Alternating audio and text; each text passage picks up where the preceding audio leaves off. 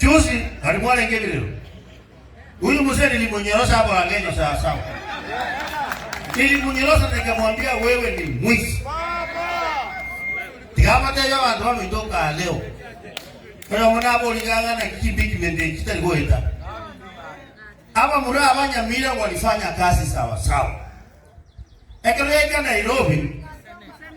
Kere seneta ikoja ya milioni 5 tiwa sikilija Nyamira hapa.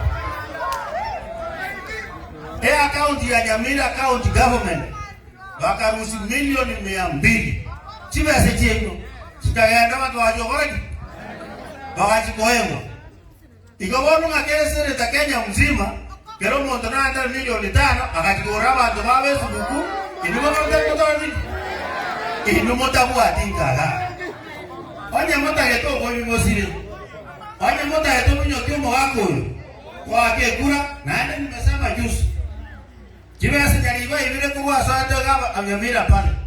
Nikiingia lazima arudishe. Lazima arudishe pesa amengi.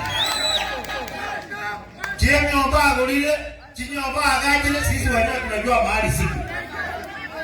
Nikiingia pale nitasiuza sote nirudishe pesa. Ekiangera ndotage nitoko rejea sio mwananchi ama cheso. Juzi nilimwambia wacha hiyo kinga yako unafanya hapa. Ngobo mnyang'ana mama yetu ngabeni mumanya yabono maje kwa aliyete basari. Basari gani? Gani? Huyu mzee ako DCI igare EACC kila siku kulingia statement. Nilimwambia enda EACC uweke complaint nije kulingia statement kama unataka. Yes.